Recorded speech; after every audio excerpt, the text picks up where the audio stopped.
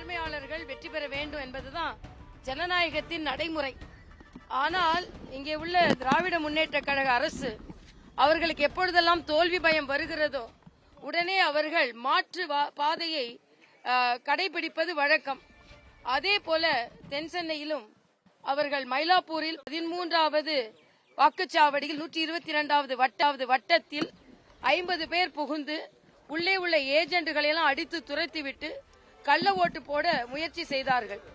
அதற்கு பின்பு அதை போலீஸ் அப்சர்வருக்கு எங்களது சகோதர செயலாளர் அண்ணன் கரத்தே தியாகராஜன் அவர்கள் அதற்காக சென்று போலீஸ் அப்சர்வரை பார்த்த பின்பு சீஃப் ஏஜென்டாக இருக்கின்ற அண்ணன் துணைத் தலைவர் கருநாகராஜன் போன்றவர்கள் எல்லாரும் அதற்காக கம்ப்ளைண்ட் கொடுத்ததுக்கு அப்புறம் போலீஸ் அப்சர்வரின் நடவடிக்கையினால் சில நடவடிக்கைகள் எடுக்கப்பட்டிருக்கிறது. ஆனால் அதற்கு முன்னாலேயே அவர்கள் எங்களது ஏஜென்ட்களை வெளியே அனுப்பிவிட்டார்கள். 50 பேர் புகுந்திருக்கிறார்கள். அதனால் அந்த வாக்குச்சாவடியில் மறு வாக்குப்பதிவு நாங்கள் கேட்டிருக்கிறோம். இதே போன்று பல வாக்குச்சாவடிகளில் முயற்சிகள் நடந்தது. சாலிகிராமத்தில் நடந்தது, எங்களது ஏஜென்ட்கள் அதை தடுத்திருக்கிறார்கள். சோழிங்கநல்லூர்ல நடந்தது. அதே போல சில இடங்களில் கொத்து கொத்தாக வாக்காளர்கள் பெயர் நீக்கம் செய்யப்பட்டிருக்கிறது. குறிப்பாக டி நகர் 199, 200, 201, 202 இந்த வாக்குச்சாவடிகளில் ஆயிரக்கணக்கான வாக்காளர்களின் பெயர் நீக்கப்பட்டிருக்கிறது. ஒரு அம்மா வந்து சொன்னாங்க, நாங்கெல்லாம் ஒன்னாதான் இருக்கோம், ஆனா தேர்தல் கமிஷன் எங்க குடும்பத்தை பிரிச்சுட்டாங்க அப்படின்னாங்க. அம்மா அப்பா பேர் இருக்கு, மக பேர் இல்ல, மகளும் அப்பாவும் இருக்காங்க, அம்மா பேர் இல்ல. ஆக இந்த லாஜிக்கே இல்ல. ஒரு குடும்பத்துல எல்லாரும் ஒன்னாதானே இருப்பாங்க. கணவன் மனைவி பெயரை சோழிங்கநல்லூர்ல பிரிச்சு வைக்கப்பட்டிருக்கிறது. ஆக தேர்தல் கமிஷன் இதுல கொஞ்சம் கவனம் செலுத்தணும் அப்படின்றது எனது எண்ணம். ஆக திராவிட முன்னேற்ற கழகம் இதை போல் அராஜகத்தில் ஈடுபடக்கூடாது என்பதையும் நாங்கள் வலியுறுத்துகிறோம். இதான் நாங்கள் கொடுத்த பெட்டிஷன் அனுப்பியிருக்கோம். அதே மாதிரி தேர்தல் ஆணையத்திற்கு இன்னொரு வேண்டுகோள்,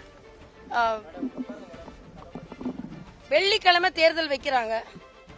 எல்லாரும் மனித இயல்பு தான், கூட 2 நாள் லீவு வருது அப்படின்னு வாக்கு சதவீதம் குறைந்து விடுகிறது. இதை ஒரு விடுமுறையாக எடுத்துக்கொள்கிறார்கள்.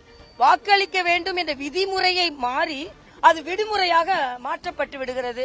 அதனால் நான் ஏற்கனவே ஒரு முறை தேசிய வாக்காளர் தினத்தன்று ஆளுநராக இருக்கும் போதே நான் பேசினேன். வெள்ளிக்கிழமையும் திங்கட்கிழமையும் தயவு செய்து தேர்தல் நாளை நீங்கள் பிக்ஸ் செய்யாதுங்க அப்படின்னு. ஏன்னா திங்கக்கிழமைனா சனி ஞாயிறு திங்கள் லீவ் எடுத்துட்டு போயிடுறாங்க, வெள்ளிக்கிழமைனா வெள்ளி சனி ஞாயிறு லீவ் எடுத்துட்டு போயிடுறாங்க. அதனால நடுவுல புதனாவது வியாழனாவது வைப்பது நல்லது அப்படின்னு நான் ஒரு கோரிக்கை வைத்து அதை பரிசீலித்தால் நல்லதுன்னு நான் நினைக்கிறேன். அதே மாதிரி 100% வாக்குக்கு விளம்பரம் பண்ணுகிறார்கள். கோடிக்கணக்கில் அதற்கு செலவிட்டு இருக்கிறார்கள். ஆனால் அதற்கு எந்தவித பயனும் இல்லை என்பதை சென்னை போன்ற வாக்குப்பதிவுகள் நமக்கு காண்பிக்கிறது. இப்படி கோடிக்கணக்கில் மக்களுக்கு புரிந்து கொள்ளாத அளவிற்கு அவர்கள் செலவு செய்வதை விட மக்களுக்கான வாக்குகள் இருக்கிறதா என்று மறுபடியும் சென்று பார்த்து அவர்கள் இப்ப நம்ம வாக்களிக்கணும் 100% விளம்பரம் செய்யறோம். ஆனா மக்கள் வாக்களிக்க வரும்போது உங்களோட பேர் இல்ல, அவங்க சொல்றாங்க நாங்க உயிரோட இருக்கிறோம், உயிர் இருக்கிறது பெயர் இல்லன்னு சொன்னா குடும்பத்துல 2 பேர் இருக்கு, ஒருத்தர் பேர் இல்ல. கவுன்சிலர் எலெக்ஷன்ல நாங்க வாக்களிச்சோம் 6 மாசத்துக்கு முன்னால, இப்ப எங்க பெயர் நீக்கப்பட்டு இருக்கிறது. ஆக அதுல அதிகம் கவனம் செலுத்த வேண்டும். ஏனென்றால் மிகவும் வாக்களிப்பது வலிமையானது. ஆனா அதுல வலியுடையது என்னன்னா, நான் வாக்குச்சாவடிக்கு போய் என் கார்டு இருக்கு, அடையாள அட்டை இருக்கு, ஆனால் என்னால ஓட்டு போட முடியலை என்பது ஒரு வலியான விஷயம். இன்னொன்று, இந்த டெண்டர் ஓட்டு பத்தி கூட பல இடங்களில தெரியல. சேலஞ்ச் ஓட்டுன்னு ஒன்னு இருக்கு. ஏன்னா நமக்கு வாக்குரிமை மறுக்கப்பட்டால் ஏற்கனவே நம்மகிட்ட பட்டியல்ல இருந்ததுன்னா 49A வாக்குரிமை சட்டத்தை பயன்படுத்தலான்னு நமக்கு ஒரு தகவல் இருக்கிறது. ஆனால் அதையும் பல இடங்களில் மறுக்கப்பட்டது. இதெல்லாம் இன்னும் கொஞ்சம் நடைமுறைகளை அவர்கள் சரி செய்திருக்க வேண்டும். ஆனாலும் தேர்தல் ஆணையம் இவ்வளவு பெரிய திருவிழாவை சரியாக நடத்தி காண்பித்திருக்கிறார்கள். அங்கெங்கே ஒரு பிரச்சனைகள், அதற்கும் நாம் அவர்களுக்கு பாராட்டை தெரிவித்துக் கொள்வோம். ஏனென்றால் இவ்வளவு பெரிய ஒரு மாநிலத்தில் சுமூகமாக எந்தவித அசம்பாவித சம்பவமும் இல்லாமல் தேர்தல் நடைபெற்றிருக்கிறது. ஆனால் தேர்தல் ஆணையம் இன்னும் பொதுமக்களிடமிருந்து கோரிக்கை வந்தால் அது வாக்குச்சீட்டில் இருப்பதாக இருக்கட்டும், அவர்களுக்கு வாக்குரிமை மறுப்பதாக இருக்கட்டும், உடனே நடவடிக்கை எடுத்தால் நன்றாக இருக்கும் என்பது எனது